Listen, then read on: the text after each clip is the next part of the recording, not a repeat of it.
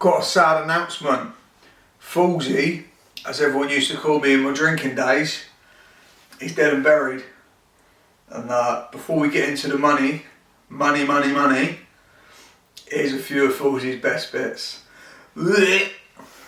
It's cheat day.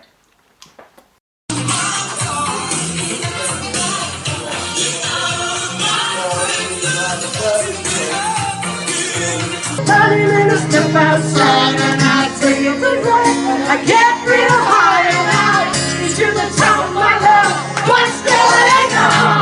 What the fuck will they be done when we hear promotion in Swan State? I can't watch that. I was going to do the vlog in the garden. Look, the sun's out. But seeing as I'm blonde, an African sunset beard, and I don't do too well in direct sunlight, I burn in the winter and in the shade. We should probably do this inside. Come on. Hang on. Sure, I'll get it burnt, even though I'm inside. So that's where I used to be. I used to be riding around pubs on scooters and chanting football songs. There's a reason that I put that before the money vlog, and that's because it's one thing that I used to do and I thought it would change when I got sober, and that's I've always spent money willy-nilly.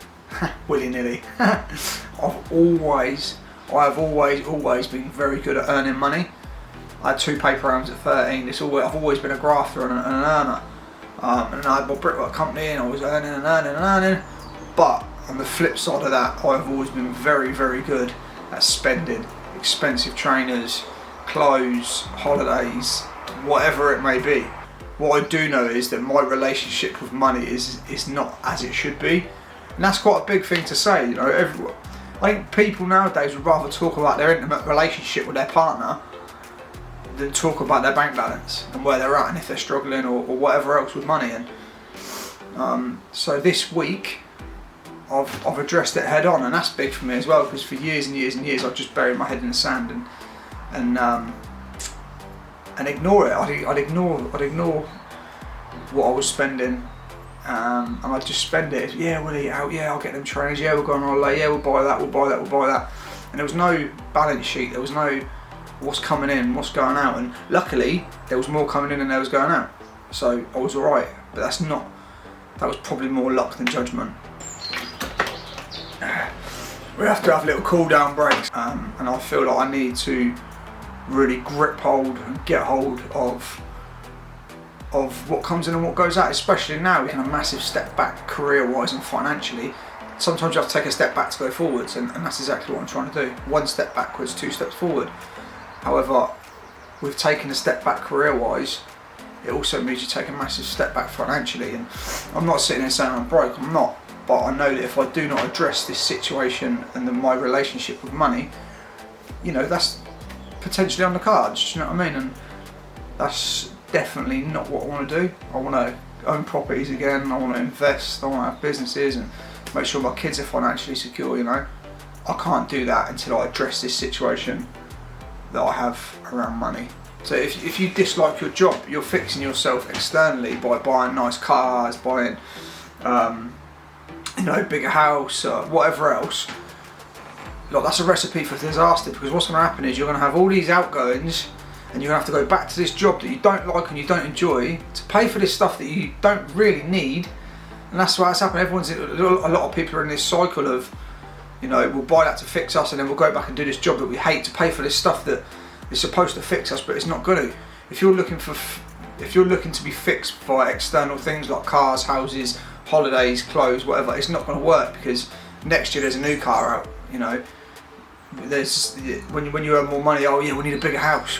It's external shit. It doesn't matter, and that's me talking from experience, because I used to live like that. I lived like that for a long time. I'll be happy when I get that brand new van. I'll be happy when I buy my own house. I'll be happy when I get into property development. I'll be happy when I go on 2 holidays a year. I've done all that stuff, and it does not make me happy. I ran myself into the ground for years, and I was broken. That's why I got that extreme fatigue syndrome. I couldn't get out of bed for a year or so, not properly, because I was just it was external fix, work a job that I hate, external fix, work a job that I hate, and there was no fulfilment whatsoever within it. The biggest part of our waking life, the time we're awake, is dominated in the week especially by work. You know, people are suffering their skin and whatever else, and they sit in silence because it's a real taboo, and I don't know why. Why is money such a taboo subject? I've no idea. I'm really open about it. It's definitely something that I needed to address. So this week, you know, I'm doing a book a week for 52 weeks. It's week 4. I'm on book 4, and I'm listening to a book called Your Money or Your Life, and it's they've got a 9-step program in there that changes your way of thinking and your relationship towards money, and that for me is priceless, because I cannot achieve all the stuff that I set out to achieve all the time. My relationship with money is the way it is. If you live by that mindset of what I used to live in, the more I have, the happier I'll be. You're in for a long, hard road. You know, happiness comes within, and then when you are financially secure, you can buy all that nice stuff. Do you know what I mean? Treat yourself. But it's when you buy the nice stuff to impress somebody or make out like you're something you're not at that stage. You know, that's where I was. That's how I was living, and I have never been so miserable, stuck in that cycle. How can I break the cycle?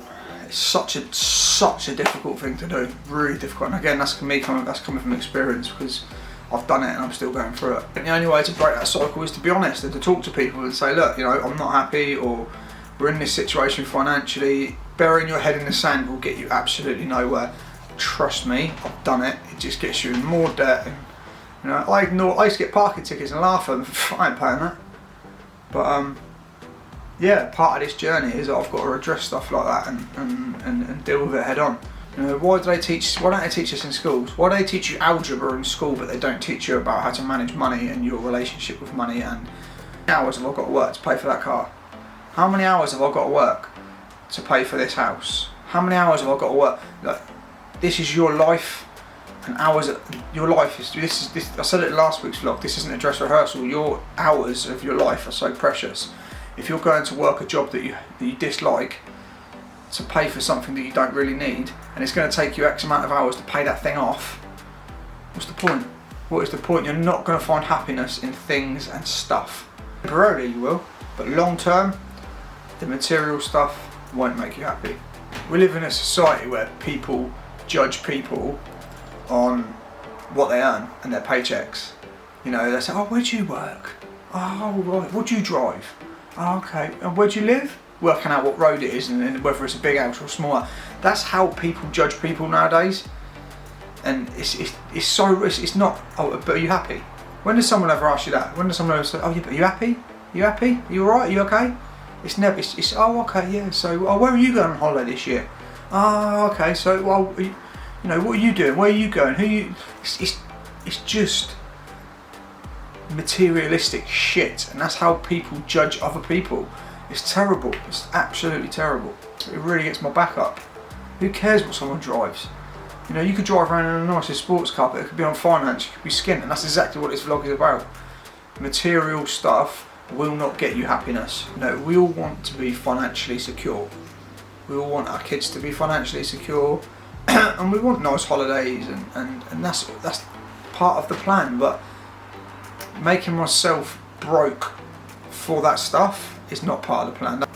You know, I'm now doing something that I absolutely love. I'm trying to help people change their lives, and it's right at the early stages of my career, and I'm just vlogging my journey. And like I say, this week I had to address this because it's been on my mind for a few weeks, to really face it head on. I stripped it all back. Now I've got 3 children, rent to pay, I've got my gym membership, I've got CrossFit membership, I've got fuel, food. You know, I work Monday, Tuesday, Wednesday to cover that, give me a little bit of pocket money, and I'll do what I'm passionate about the rest of the time. I can live off £10 a day. I just spend it on Starbucks and Nando's. So yeah, £10 a day might go down to £5 a day pretty soon, I think. Please don't go skint for material stuff. It really isn't worth it. It's just my journey, and money is something that I've identified needs sorting. Always been good at earning it, but always been good at spending it. Have the best week. I'm going to go and put on some more Factor 50. Don't forget to subscribe, and yeah, I'll catch you later.